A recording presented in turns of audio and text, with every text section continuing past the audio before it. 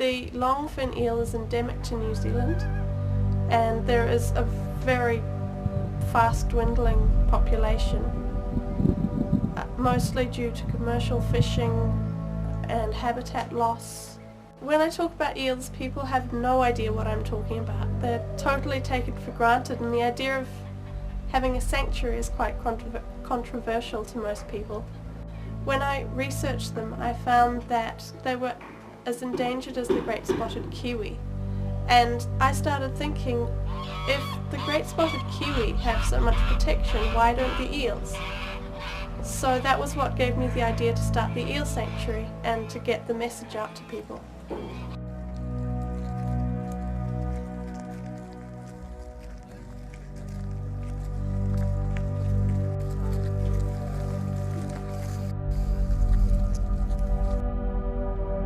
So this tapestry, or this is part of it, it went down to Parliament with a submission against the commercial fishing of the eels.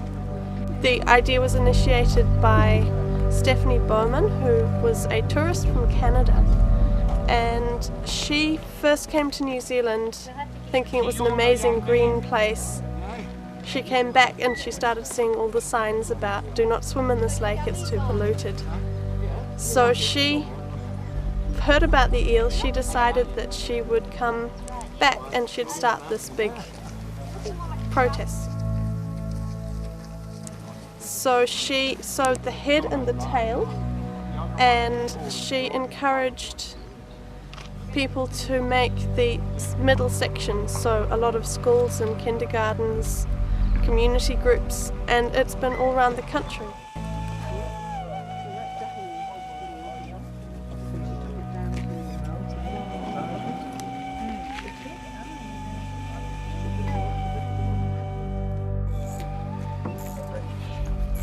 Just about complete. Tilda, thanks heaps for letting me do this. It's been really cool. Thank you so much. If you could just put that the eyes in for the kaitiaki. The kaitiaki is about your job, not mine. So that's why you're going to bring that vision forward, because it was your vision in the beginning.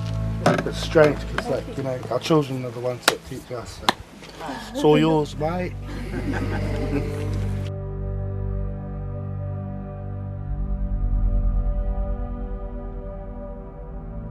The story of Awaawaroa is throughout Aotearoa, has many different types of dialect and understanding. In Ngāti it's believed that Awaawaroa was married to, he had children to Hine Terepo, who was a swamp maiden. He had two sons, Mere Mere and Atatahi, which that was their names, and they became the morning star and the evening star, which is what is depicted in this carving.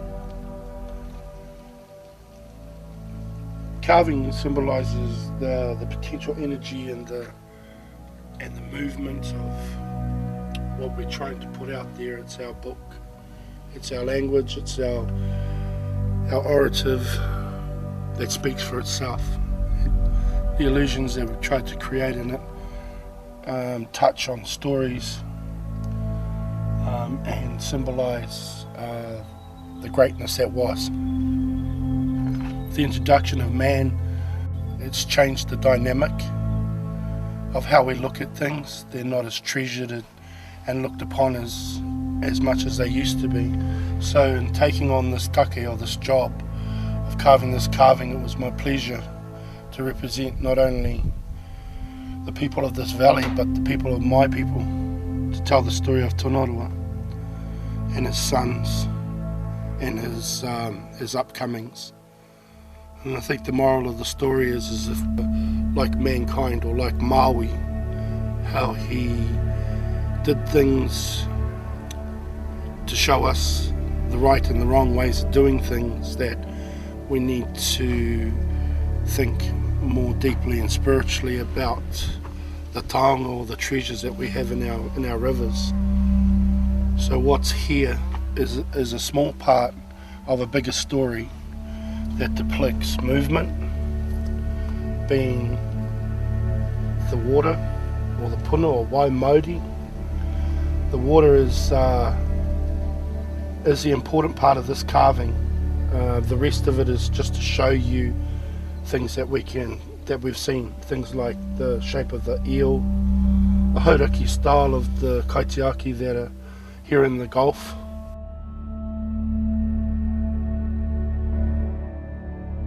So I'm Matt Bloxham and I work as a freshwater scientist for local government, and find today very exciting actually, this whole idea of starting an eel sanctuary. It's something that you don't see a lot of. It's quite a new thing. It's sort of a wee bit cutting edge. And the beauty of having a sanctuary for eels is that, of course, they've been pretty hard hit over the years by all sorts of things, eel fishes, but also habitat loss and that sort of thing. And I think that Rob's sort of idea behind this was to actually create an area where they could be free from all those pressures. The two major species are longfins and shortfins, and shortfins are by and large far more common. They seem to have been sort of a bit more successful at exploiting lowland habitat, where eels are more ubiquitous. They're found through all the different fisheries, fish guilds all over the show, so that you'll find eels right from low elevation habitat all the way inland, and they'll penetrate a long way inland because of their ability to actually climb. They're incredible, sort of very determined climbers, and so they'll extend a long way inland. Eels have quite a remarkable life history. They start off as when they first reach New Zealand shores, they start off as glass eels, and then when the timing is right, they'll spend the first part of their life inside the estuarine parts of the environment. And you can see here, this is such a fantastic staging ground for them as juveniles. And then when the time is right, then they'll start to feed and they'll start to push up into the higher elevation habitat. The really nice thing about this fantastic area here is that it covers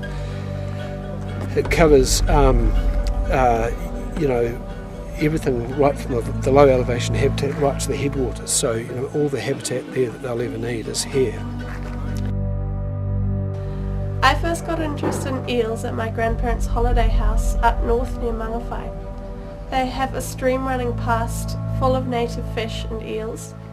We used to get meat from the butcher on the way up. Over a few days you could get to know one really well, and they'd come swimming up as soon as you got there. They hold a sort of a funny place in everybody's hearts. I guess eels, for a lot of people, tend to conjure up images of fear and loathing because they have those serpent-like features with their wee nostrils and stuff. They do look a bit spooky, and because of their size, but they are pretty amazing creatures. Yeah.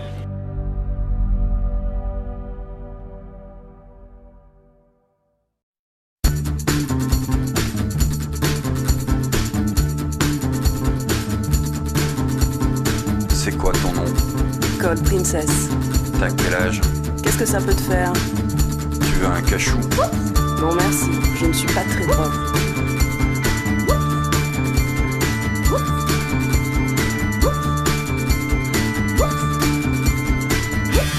J'ai fumé du pot, c'est marrant mais ça rend pas causant. C'est comme l'op, tu sais? Non, je sais pas. J'ai tâté du kiff aussi. Bof, il y a toujours ces hippies, je supporte pas. Ils sont là à traîner, ils sentent vraiment mauvais. Moi je vis dans un monde vert et mauve toute la journée. Quand j'ouvre les yeux, c'est